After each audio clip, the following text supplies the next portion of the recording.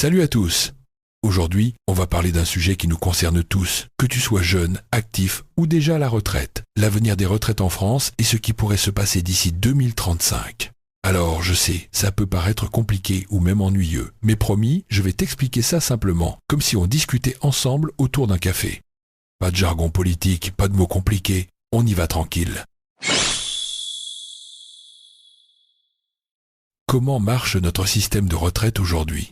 En France, on a un système un peu particulier, c'est le système par répartition. Ça veut dire quoi ? Ça veut dire que ce sont les travailleurs d'aujourd'hui qui financent les retraités d'aujourd'hui. Pour exemple simple, toi qui bosses, tu cotises tous les mois. Cet argent ne va pas sur ton compte épargne perso, mais il part directement pour payer la pension de ton grand-père, ta voisine retraitée ou la prof qui a quitté l'école l'année dernière.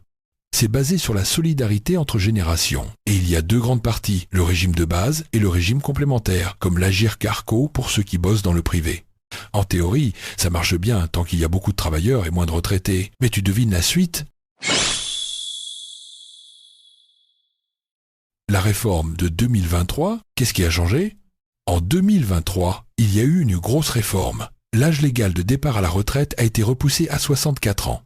L'idée, c'était de maintenir l'équilibre, faire travailler les gens un peu plus longtemps pour qu'il y ait plus de cotisations et moins de pensions à payer tout de suite. Mais voilà le hic, même avec ça, le système reste fragile. Les projections disent que, en 2025, il manquera déjà 15 milliards d'euros. En 2030, le trou pourrait atteindre 27 milliards.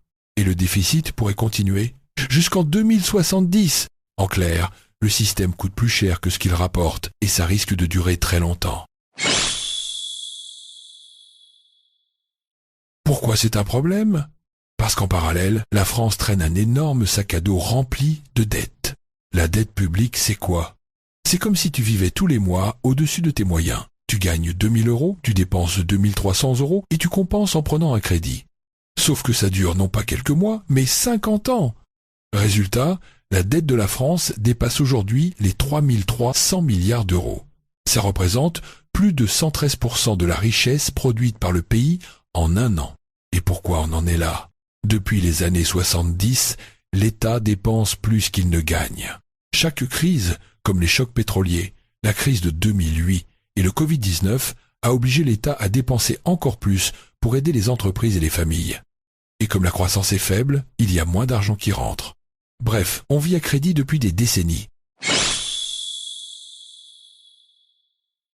Et demain, en 2035 ?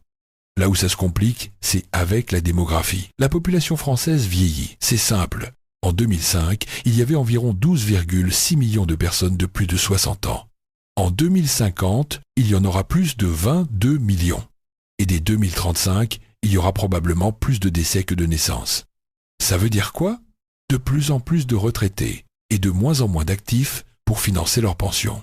Imagine une balance. D'un côté, 2 travailleurs pour un retraité. Et demain, ça pourrait devenir un demi-travailleur pour un retraité.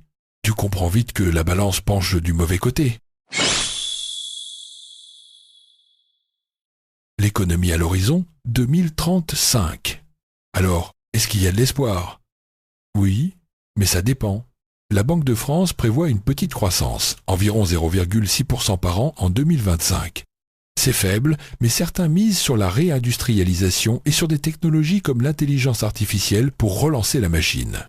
Si l'économie redémarre, il y aura plus d'emplois, donc plus de cotisations. Mais attention, l'IA et l'automatisation risquent aussi de supprimer certains métiers. Donc il faudra créer de nouveaux jobs pour compenser. Côté inflation, ça pourrait rester autour de 1% par an. Ce n'est pas énorme, mais si les pensions n'augmentent pas aussi vite, les retraités perdront quand même du pouvoir d'achat. Le scénario noir, et si ça dérape, si la France n'arrive plus à emprunter ? Alors là, c'est la cata. L'État n'aurait plus d'argent pour payer ses dépenses, il devrait couper partout, moins de services publics, moins d'aides et des retraites réduites. Si on imprime de l'argent pour compenser, ça créerait une inflation énorme. Les prix flambent et les pensions ne valent plus rien. Résultat, des retraités qui tombent dans la pauvreté. Et donc, qu'est-ce qu'on fait ? Il n'y a pas de solution miracle, mais quelques pistes. Mieux gérer les dépenses publiques, éviter de vivre au-dessus de nos moyens. Relancer l'économie, créer des emplois, investir dans l'industrie et l'innovation. Réformer régulièrement le système de retraite, pas attendre d'être au bord du gouffre pour réagir. Diversifier les financements, par exemple avec d'autres sources que les seules cotisations. Conclusion. Alors, qu'est-ce qu'on retient ? Le système de retraite est basé sur la solidarité, mais il est mis à mal par le vieillissement de la population. La dette française est énorme et elle limite nos marges de manœuvre. Sans réforme profonde, les futurs retraités pourraient avoir des pensions réduites ou perdre beaucoup de pouvoir d'achat. Mais si on anticipe, si on investit intelligemment et si on adapte le système, on peut éviter le pire. Voilà, j'espère que c'est plus clair pour toi. Si tu veux que je développe un point précis, dis-le en commentaire. Et surtout, n'hésite pas à partager cette vidéo parce que franchement, l'avenir des retraites, ça nous concerne tous.